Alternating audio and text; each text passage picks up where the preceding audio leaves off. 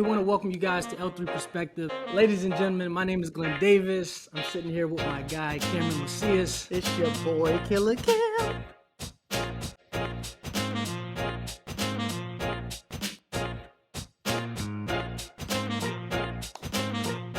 What's going on, guys? Hey, we want to welcome you to the L3 Perspective. My name is Glenn Davis. I'm sitting here with my guy, Cameron Macias. Killer Cam. And we want to welcome you guys again to the L3 Perspective, but not only welcome you, we want to let you know that we're grateful for you guys tuning in. Cam, I'm excited about today's guest, man. He is a father, husband, has a great story. I'm excited to kind of unpack that, but not only that, man, he is a certified trainer, so he's a CEO. And I was going to introduce his own line, but I want to get into it. He has one of the t-shirts on that he has representing his company, his brand. But Cam, this is today's guest, Jamal Brown, also known as JB. Hey, this is a turkey trot special. Day after Thanksgiving, we rocking with it. So the grind doesn't stop. Before we get into it, as always, please subscribe, like, comment, let us know what you like, let us know what you don't like, share the videos. We're gonna be pushing out content not only by us, but JB's gonna be as well. And at the end of the day, like we tell you guys, value is what we seek. So if we don't know what you guys want to hear, then we're just going to go by ear. So, let us know so that we can push out, the content that you guys want, get some guests that you guys want, and, keep this train moving. So without further ado, let's rock. Yes, sir. JB, what's going on, man? How you doing? What's up? How y'all doing? We're great, man. We're still. Great. Right. Definitely appreciate you taking the time out today, man. Thank you. JB, real quick, because you have a phenomenal story, man. But real quick, let our listeners, our viewers, know a little bit about JB. Name is Jamal Brown. I go by JB Stay Fit. Like I think I started that handle like 5-6 years ago, which I kind of don't like no more. But everybody called me JB Stay Fit, so I go by JB. Been married 15 years. Got a daughter that's 13. I coach, do strength and conditioning for basketball. Got my own facility. We've been in the facility for about, I think, 6 to 7 months now. And I started my business in the pandemic, and it just kind of took off, surprisingly. And, I'm here. So I got you. So like all my friends who do fitness, they said like if you really took advantage of COVID, like your business could increase exponentially just because people was looking for something, especially like these like the ones where like you checking in with them daily because people they need that interaction. Right. Yeah. Mm-hmm. I think like in COVID, you got to weed out the serious businesses from people that wasn't that serious. Like in the pandemic, I looked at it as an advantage. I mean, at first we all looked at it as a disadvantage, but then I took it and looked at it as an advantage. I was like, well, I could be on Zoom. I could get these free workouts, people at home. People need the gyms is closed. So I just took it as an advantage and I kind of ran with it. And when I stayed consistent, start growing my business, I started gaining more members. So that's really just how it happened. So can we like rewind a whole bunch because obviously you're an entrepreneur, CEO, owner of 4F training. And so where did your journey start out? I mean, were you always entrepreneur minded? Like what's your, where are you originally from? But like let's go backwards. I grew up in Berkeley, California. I've been all across the area, but I grew up in Berkeley. Born in Alta Bay. I grew up in a kind of funny, weird family. I want to say weird, but I grew up with some. I grew up with a lot of. I grew up with a lot of stuff already kind of in the way of me just really having a regular childhood. My mom was addicted to crack when I was growing up for a long time. I remember being like 4 years old, and the first time I met her is when she came home from federal prison. So my grandmother did a lot for me, took care of me while she took care of 9 other people. And just growing up in that environment, living in shelters. I lived in shelters growing up a couple times, women in, kids shelters where you eat dinner together and you got a little room. And, I just remember all that. And then I knew I had to do something better for my life. So when my wife got pregnant and I had my daughter, stuff just started changing. Like I always used to have a victim mentality, and I was just like, man, I can't blame my mom. And I just met my dad this year after 36 years, last year. Oh, wow. Around Christmas, around this time, I met him, and I got a picture of him from a relative, and I couldn't deny that he looked just like me. So it was weird, but I reached out And the weirdest thing ever was seeing his name come up on my cell phone for the first time ever. Wow. So, being without a dad, having some crazy influences in my life, I just knew I wanted to do different things. And when my daughter was born, I just knew I had to, really get serious about working, school. So I went to school for something that wasn't, training related, which was dental. And I did that while working, catching the bus, trying to, provide and make sure when she came, we was going to be ready. So, just been a crazy journey, a lot of growth in the journey from where I started, Yeah, yeah, for sure. So going from a dental to CEO. But he's great because he's a Bay Area kid. That's me too. I grew up in the Bay. Where'd you go to high school at? I went to Nashville Valley, so I moved from Hayward to Concord. Okay. So I went to Nashville Valley all 4 years, and then I end up, out here at Fairfield. Yeah, I mean, I be telling people I live in Everett. They're like, "Oh, what city did you live in?" I'm like, "What city? The only city I didn't live in was San Francisco." Right. I lived in Oakland, Berkeley, Hayward, San Leandro, Concord, and then my final stop was, Fairfield. Yeah. Gotcha. So how did you rock? So what was the transition from dental to because I'm guessing fitness in well, I always was trying to get in my early 20s. I wasn't really that fit. Like I was just, I was not like really, really out of shape, but I really didn't take care of my health. I had a lot of poor eating choices. Like I would drink a lot of soda, eat a lot of, TV type food, TV dinners and McDonald's and all this different stuff. So I really didn't know about health. And then, I just eventually, I don't know what clicked, but I was like, man, I got to get in shape. I started getting out of shape. I think my heaviest when she got pregnant was like 235, which isn't bad, but in high school I was like 160. So over the years I started gaining weight, eating bad, just had really bad habits. And I think the how I became a trainer was, I worked for so many businesses and I worked for companies that went under and I never knew this was happening. And we'd be like, oh, well, this is your last 2 weeks here. And I just think I was like, I got to work for myself one day. I want to determine my fate in my business. And I want to know what's going to happen. And so I was going to a company in Union City every day, hating it. And I started training at the time because I got certified. And I was like, I got to do this full time. This is something I want to do. It's going to be a sacrifice for a few years. But if I stick with it, I know it can happen. So I was training all over the place, Walnut Creek, out in Fairfield, just back and forth. And I mean, it was a grind, all that commuting just to, train. So we have many listeners who when you talk about life, a lot of times things will stand in their way. They'll have a victim mentality. And I know and the reason why I bring this up because you had mentioned that in the phase of your life you had such a victim mentality. So kind of knowing a piece of your story, being from Berkeley, living in shelters, like what was it for you or how have you been able to kind of transition as far as mindset wise, right? Because I see all over your page, like you're very big on mindset, right? Very big on positive mindset, growth mindset. And so can we talk about that a little bit? Like what was it for you going from that environment to having the mindset that you have today? What's crazy was my commute, I think to that company in Union City was the best thing for me. It was an hour commute.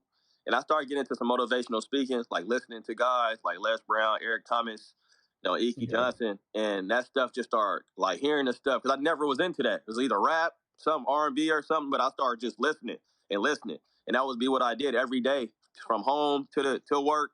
And something just started, sinking in. Like I started hearing the victim mentality stuff and how you don't have to, change, have your life be the same forever. You can change it. So something clicked and I just was like, I'm not going to play a victim. Whatever happened in my life, I can take control of my life now. I'm 30 plus years old. Who am I blame if I'm not successful? My daughter can't respect me and look at me and be like, well, you're not doing good because, you just was always the victim. I can't pass that on. And if I was to keep on being a victim, I'll pass that on to her. So mindset is everything with me. I still stick to the motivational speaking when I wake up in the morning. I feel like people need to start putting more positive things into their body when they start their day rather than just looking online. You look online, you see all this negative stuff right away. But when you wake up, put stuff in your body that's positive, I feel like your day goes a lot smoother. 100%. So I started doing that, reading books too. I read a lot of books, so. Got you. So I hopefully we could just for a couple minutes kind of stay on this mindset talk. Yeah. Even so, what's a book that you've read or something that you've listened to that's kind of helped be a part of that transformation of, again, going from victim mentality to more having a more optimistic look on life? I read a book about a few years back called Motivation Manifesto. That was a good book for me. I had a book by Tim Grover called Relentless. That was another good book for me. I had Battlefield of the Mind by Joyce Myers. That was a really good book. That really was one of the ones that I used to sit outside on my lunch break and just read, because it just really talked about, not always using a negative card. So that was a good one. 3 Feet from Gold is another good one. They talked about 3 Feet from Gold in what's that book called? Think Rich and Grow Rich. What is it called? Think and Grow Rich. Think Rich, Grow Rich. Yeah, so they had that 3 Feet from Gold in that book. I really couldn't get into that book, but I read that 3 Feet from Gold, which branched off of that, and that was really another really good book. Yeah. I got like a lot of them in my collection, like the 10 Times Rule, a few other ones. Yeah, I appreciate you answering that, because, like I said, oftentimes, especially in this season of life, so many people go into a dark space, and they don't have practical principles, or they don't know what resources that are available out there. So I appreciate you kind of talking about some of those books that kind of helped you get out there. So hopefully, one of our listeners, or all of our listeners, will pick up one. were you like always were you an avid listener, or not listener, reader growing up, or did you like find your stride kind of as you got older? It was weird. Like, I was never really a strong reader, like, growing up. Like, I had so much stuff going on in my life as a kid that I didn't care about books or school. Like, I was just trying to get, honestly, man, I was just going to school. It was like a safe haven to go to school, get free lunch, food, because I wasn't eating some days, like, my mom was gone. So, like, I never was into school like that. But then when I moved to Hayward, I lived with my grandmother, life started getting better. I started really kind of reading a little bit more. But I really started reading in my adulthood, like, when I was trying to get better, I started picking up these books motivational speakers would talk about. And, like, I'm really into self-help books and personal growth books, not really into fiction or anything. So it's recent. It's a recent last 10-year thing, I would say.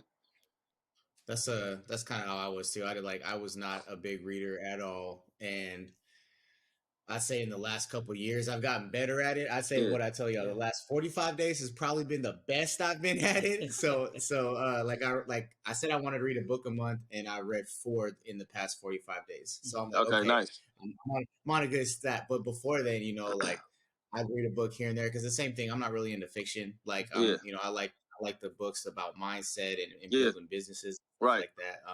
But I think a lot of people feel as though, if I didn't do that in my 20s, I can't never start, and it's not going to mean as much. But like, that's why I asked that question, is like, did you start then, or how long has it been? Because it's never too late to start. And I think too many people get trapped in that mindset of, well, I didn't start already, so it's already a lost cause. I was late 30, or not. I'm sorry, not late 30. His son be destroying him to read. He's killing me again. Darren is up to like. Well, he destroys all of us. I can't even say you. He kills me too. He's like, "Hey, Mr. Cam, I got another badge," and I'm like, "Bro, put your badge somewhere else." I didn't finish my first book cover to cover. Well, my first book was kind of mid-20s. It was actually Think and Grow Rich. That was the first book I ever read cover to cover, and then my next book cover to cover wasn't until I was 30s. Early 30s. And then so, I realized in that season, as I started kind of reading more and really leveling up my mindset, my life started to transform. So, man, that's reading. What you listen to is extremely important. Like you were talking about that, like before I used to listen to rap, I used to listen, on the car rides to work. And then you transform that into, or replaced it with the self-development stuff. And even in that, I'm, based off of what you're saying, you've seen some growth. You've seen the change in your perspective and helping you go from that victim mentality to the growth mentality. Right. So that's good. So you have 4F training. Yeah, 4F training. I know what it stands for. Talk to us a little bit about that. It stands for faith, family, fitness, focus. I'll put it in that order. Some people always, you got a brand. Somebody always change it around, be like family, fitness, faith. But it's faith, family, fitness, focus. I feel like those are the 4 principles in order. Faith first, whatever your belief may be, family, fitness, and then just focus. If you're not focused in any of them areas, it's going to be hard for you to like really grow. So that's how that name came about.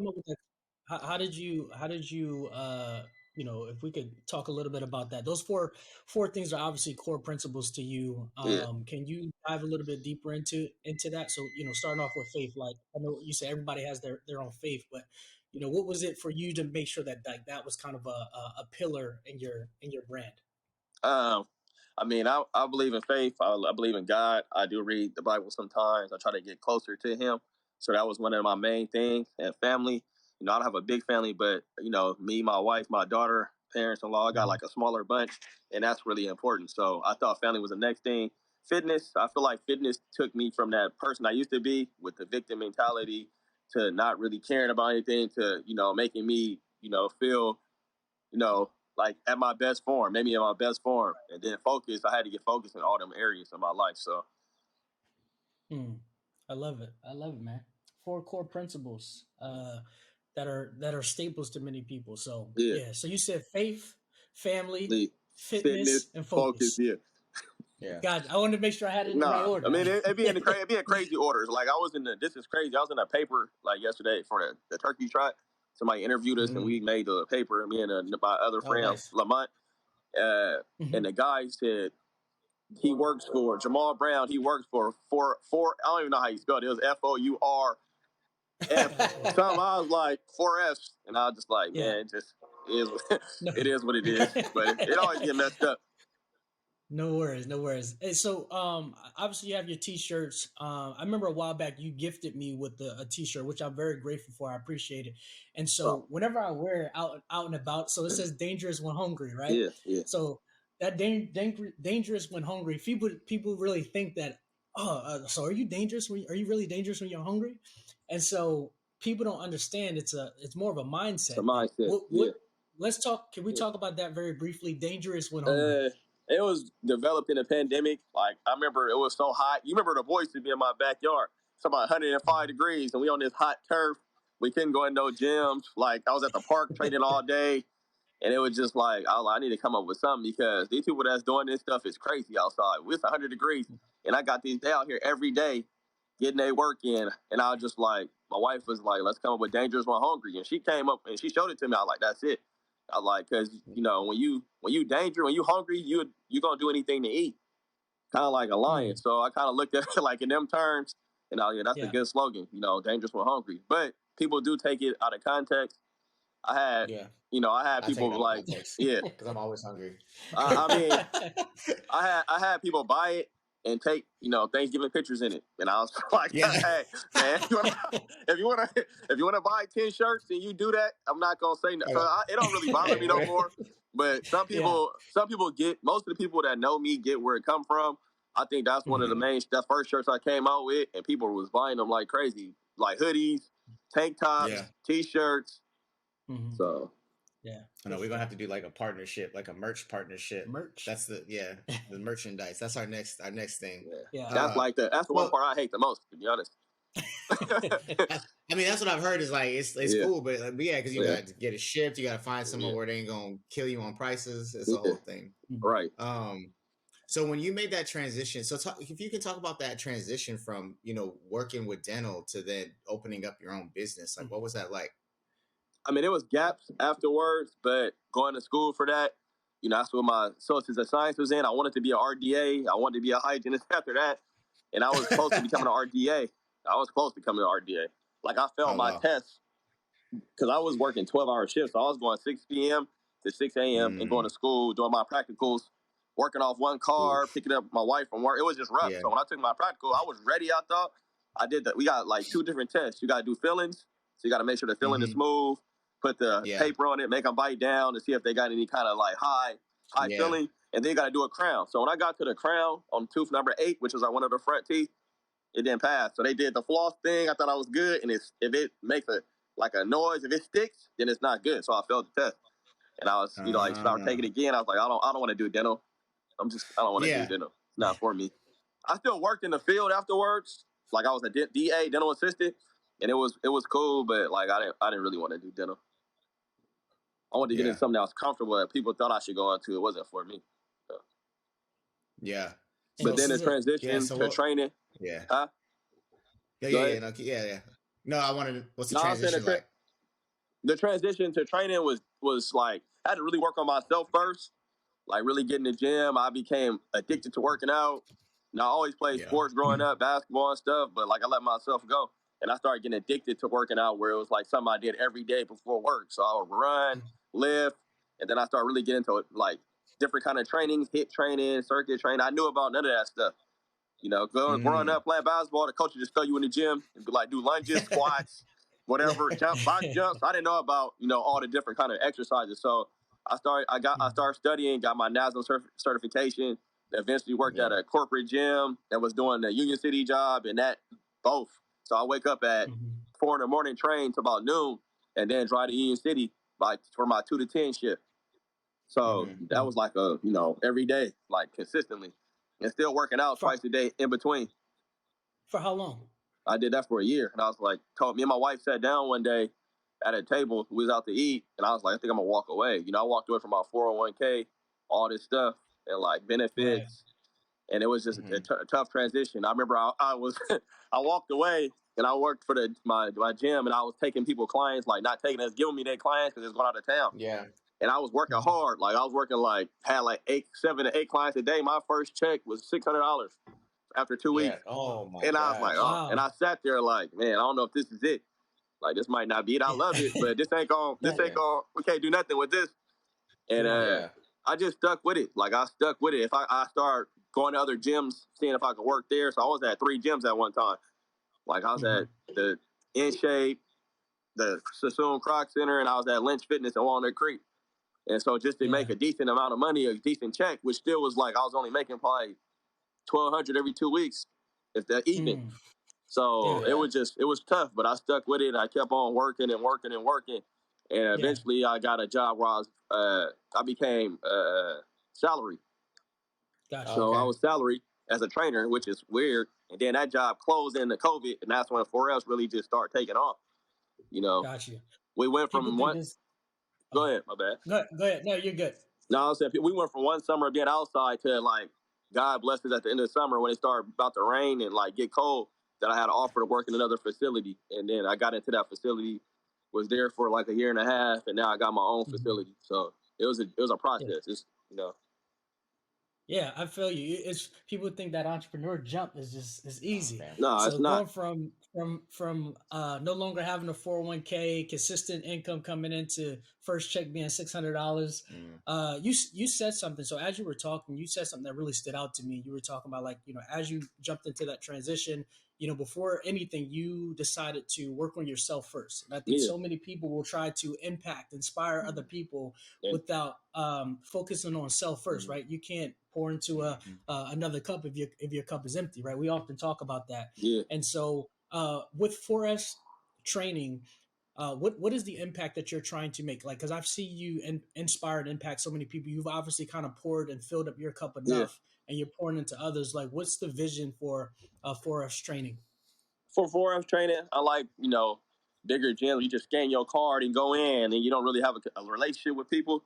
Like 4F is a community. It's a community of people that's, you know, friends, you know, become family. And like I think my gym probably has some of the best members. Like we really all just get along, and they come in. I know each member, and I have conversations that I remember with them. So it's more personable. But I didn't want to have a gym where it was just like, you know, high and by. You know, it's like really a community, and I say it's a lot of, you know, different people in there that really helps when it comes to the business to help it keep running. So, you know, I think for us, that's what sets us apart. Is the, you know, the family value, core values.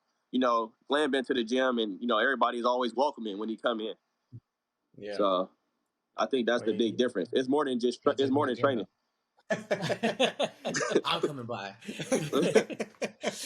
So as we kind of wrap up, JB. So like, you know, we always like to make sure that our guests get an opportunity to kind of, you know, talk more about the business. I know you talked about the vision, but, you know, talk about some of the services you offer, where folks can find you at, all that type of stuff, you know, because we want to make sure that, you know, people who are looking for your type of environment are able to find it. Yeah. All right. So I'm located, 4F Training is located on 1881 Walters Court, you know, Suite E, in Fairfield off of Airbase Parkway, Airbase. So it's right there. we offer HIIT training, personal training, group training, strength and conditioning. I have a senior class. There's sessions. My earliest session is 5:15 a.m., 7 a.m., and 8 a.m.